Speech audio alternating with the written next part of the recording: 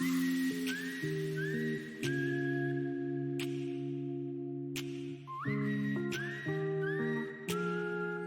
it murder on the ice? Hi, I'm Jeff Peak. We're here today, joined by Joey Cantu, one of our senior veteran criminal defense attorneys, to talk about the incident that happened between Adam Johnson and Matt Petgrave. Adam Johnson, if you haven't heard, recently in the English Professional Hockey League, had an unfortunate incident where he died due to massive blood loss on the ice. And the question is now being asked, was the collision, was this violent collision that happened, was it intentional, was it crime, or was it just a part of the game? And so Joey and I are here to answer that question, talk about it, whether or not things that happen on this sport field, whether it's the hockey rink or the baseball diamond or the football field, can you be charged with a crime even though you're playing the game? And Joey, you've seen the video, and we're going to get to what your thoughts on it. But here's a real quick question: can a crime happen in the field of play while people are just playing the game? Absolutely, Jeff. I think we all have seen the video, and it's just tragic and shocking what happened to Mr. Johnson. Short answer is yes, absolutely. If you are comporting yourself or engaged in conduct that is not normally a part of the game itself, you are definitely at risk of criminal liability if you cause any injuries to anybody while you're not performing the normal, conditions or play of the sport. Yeah, and I think most people understand in violent games where there's hard hits, like football is the first thing you think of, but hockey, obviously, with checks, you can see some brutal hits. People get concussions. And so if somebody has a hard hit, I think most people think is, well, there's some assumption of the risk, right? They chose to play the sport. They know they can get popped, they can get hurt. So when does the line get crossed? So I would say we have seen before, across the country, let's say assaults on basketball courts where the game is in play and somebody punches somebody or blindsides somebody, and it's obvious there's some personal animosity there.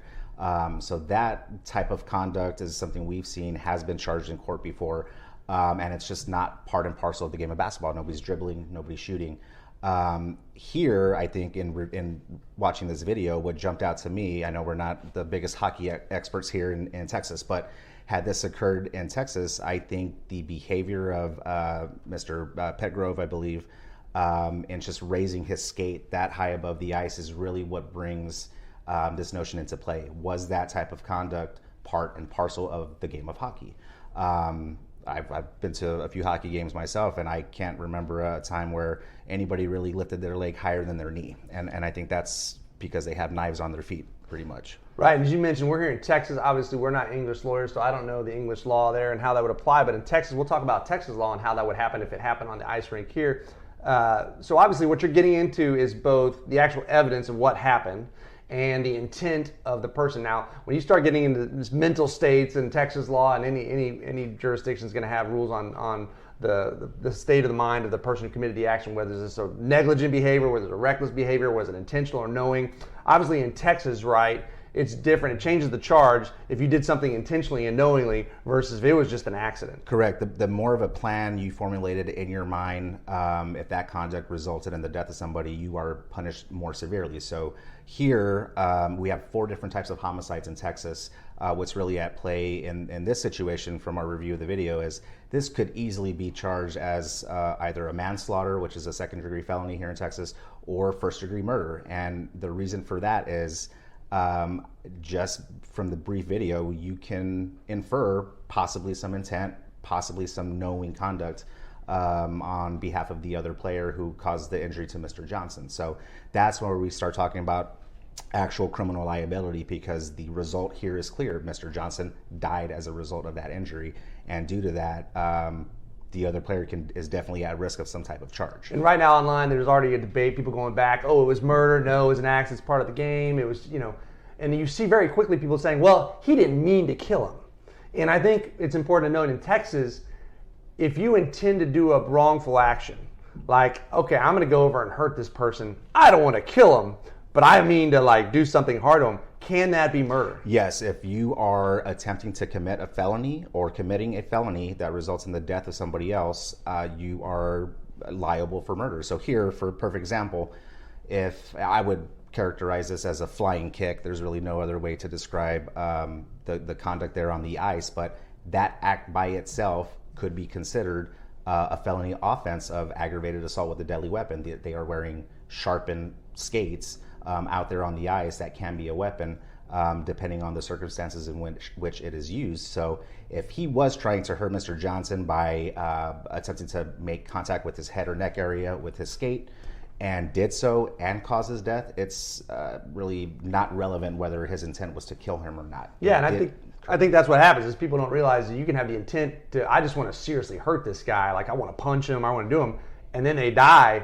That's murder, correct? Correct. I mean, or at least the argument could be made, right? The defense would be, oh, well, no, it wasn't until he wasn't intending to hurt him. He just wanted to. Or his conduct was reckless or negligent, Yeah. which would lower that offense from murder to manslaughter or criminally negligent homicide, some lesser offense. But any prosecutor, as we know here in Texas, they could want to charge somebody with the most serious offense as possible in order to extract the most from any plea bargains in the future. Right, and so as a defense lawyers, which we are, and defend people and have defended people successfully in murder charges and other kind of cases, the first thing I think of is like, okay, how would I defend Mr. Petgrave, right? He did this action. If he comes to hire me, if he's in Texas, first thing I'm thinking of is the defense of consent, right? Correct. Which under Texas Penal Code 2206, you can have a defense if the other party who's engaged in this activity knows that there is an essential risk, or the conduct they're engaging in, there's a risk through their occupation. And so sports, obviously hockey, football, violent collisions.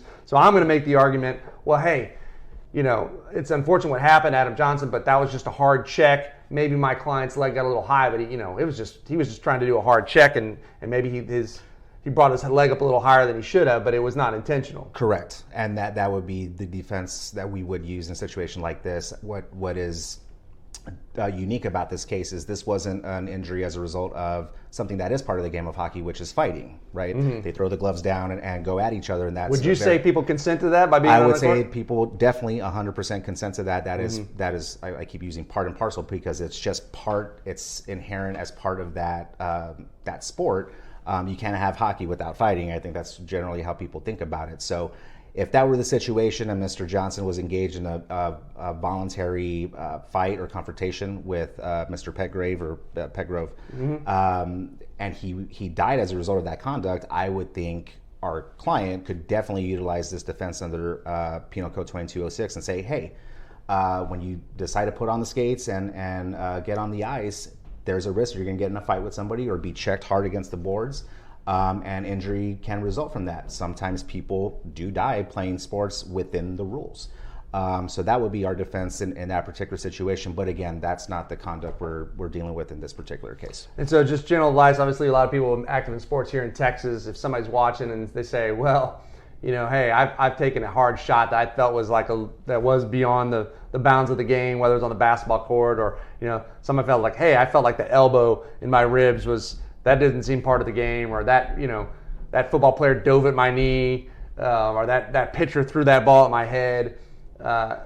Where is that line? I mean, I'm not going to ask you to go sport by sport to draw the line, but what would you say to players like, hey, be careful if you go into this kind of behavior because that could be criminal? Definitely when the whistle has been blown and play has stopped. And we see a lot of that.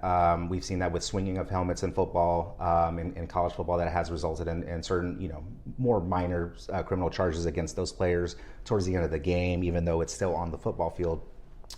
Those types of things outside the lines, outside the whistle, when the clock is not running, that's really when you're at risk for that type of liability. Yeah. Obviously, going after an official, touching an official, there's separate statutes for that. There's a separate crime for that to protect our sports officials here in Texas. So that will definitely be a crime, and you will be liable for making that kind of assaultive contact with the referee or umpire.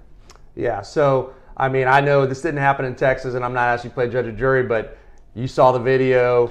Leg comes up pretty high. Obviously to hit somebody in the jugular, in the neck area with a skate, you got to lift your leg pretty high. Do you think there's a pretty strong argument for murder or very mentioned some kind of criminal activity there? I think a prosecutor in that jurisdiction, or had that occurred here in Texas or in Travis County, I think it would be highly likely that a prosecutor would pursue a murder charge, or at a minimum a manslaughter charge, if they did think the conduct was reckless as opposed to intentional or with knowledge. Absolutely. I think I agree 100%, Joey. Well, hey, this is one of our series in Law and Life. When things happen out there, we want to talk about them. People are talking about it. We want to give you the perspective of actual professionals who are in the courtrooms fighting these cases and know how it could play out. So you're not just guessing what the law and how it might affect you. You can actually have some real knowledge about it. So hope that was helpful to you guys. Again, I'm Jeff Peak with the Peak Law Group. This is Joey Cantu. We fight these kind of cases professionally and defend them for people who find themselves unfortunately charged with crimes. If you're ever in that situation, feel free to reach out. I hope this conversation was helpful, and best of luck to Mr. Petgrave and anybody else who finds themselves in this situation on the field of play of sports. And I hope it never happens. It's very unfortunate for Mr. Johnson and his family, and we'll find out what happens.